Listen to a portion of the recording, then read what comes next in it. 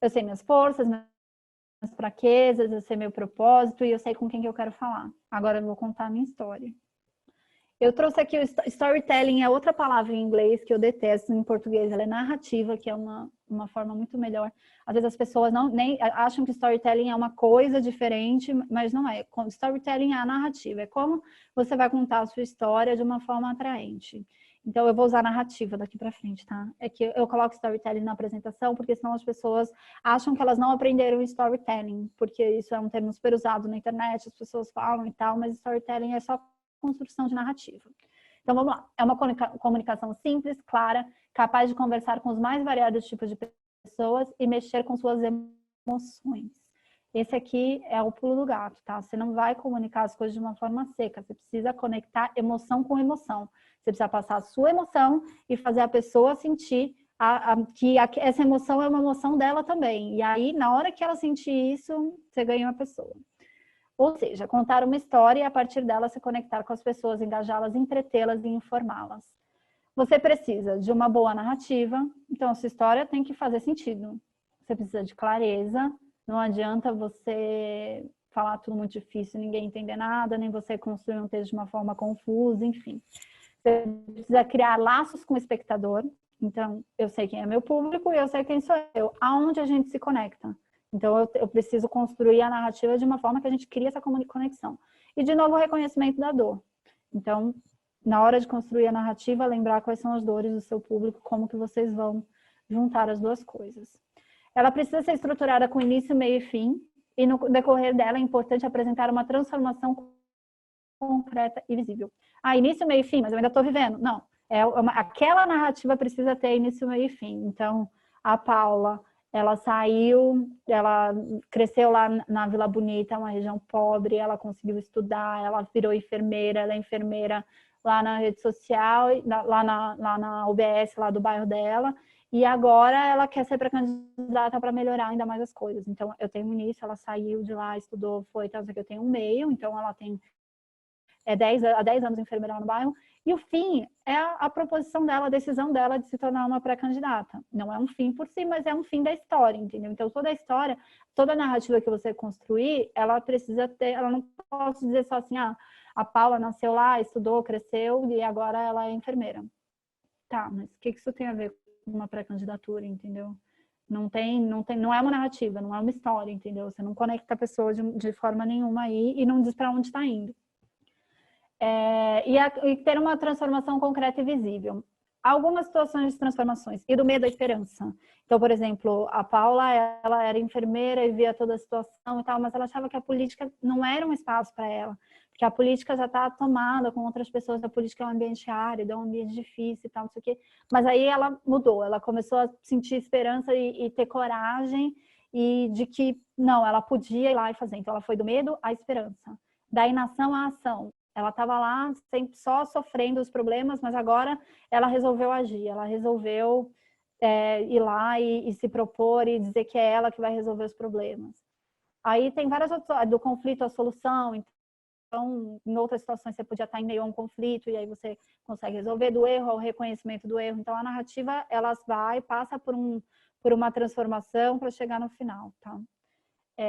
Tem uma tabelinha aqui que é boa para vocês usarem, que, por exemplo, eu vou usar o exemplo da Paula, ela tem uma transformação. Ela resolve que ela vai melhorar a saúde e a vida das pessoas na Vila Bonita.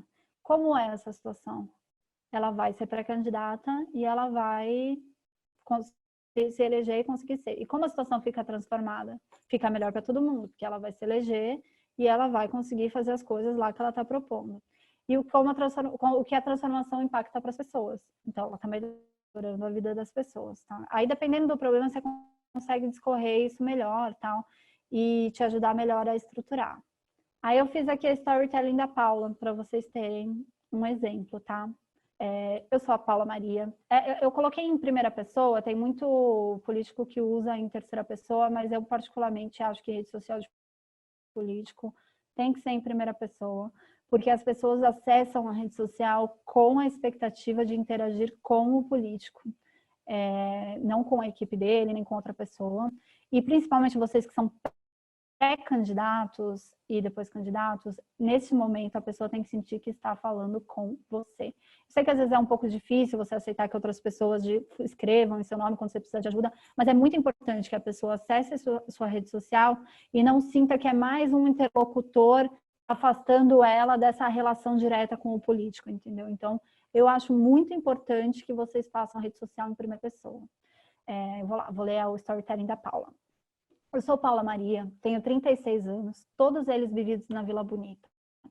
Cresci brincando nas ruas do bairro, estudei na Escola Estadual da Vila Bonita e conheço cada canto dessa região com suas histórias e seus desafios, que são muitos. Apesar da falta de dinheiro, estudei muito e consegui ser a primeira pessoa da minha família a ter um diploma de nível superior. Fui bolsista na faculdade de enfermagem e há 10 anos eu trabalho na UBS de Vila Bonita, vivendo o cotidiano e as necessidades dos moradores daqui.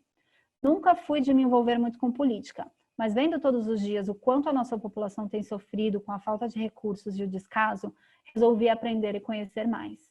Com o tempo, fui entendendo que não devemos deixar nas mãos de outras pessoas que não vivem a nossa realidade o cuidado com o nosso bairro, a nossa região e a nossa gente.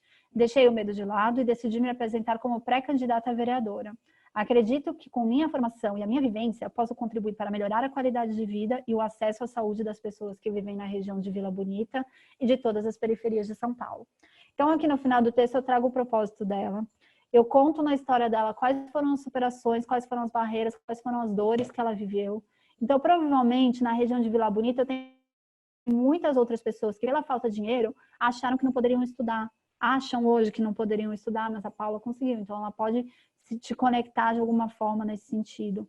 Ela fala do cotidiano que é difícil, dos desafios, da precariedade da saúde. Então, são coisas que as pessoas com quem ela está conversando vivem e vão se conectar com ela dessa forma.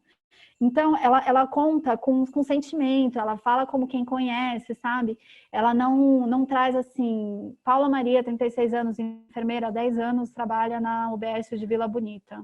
Agora ela quer ser pré-candidata para melhorar a saúde da região. Eu trouxe todas as informações? Eu trouxe, mas eu não trouxe paixão, eu não trouxe sentimento, eu não trouxe conexão. Então, isso seria uma storytelling da Paula para se conectar principalmente com os moradores da região de Vila Bonita. Então, na hora que eu fosse produzir um conteúdo que é para impactar regionalmente, eu ia trazer essa narrativa, tá? Aqui, eu coloquei alguns outros exemplos de narrativa, de construção de perfil de parlamentares também. Então, aqui a Tabata Amaral.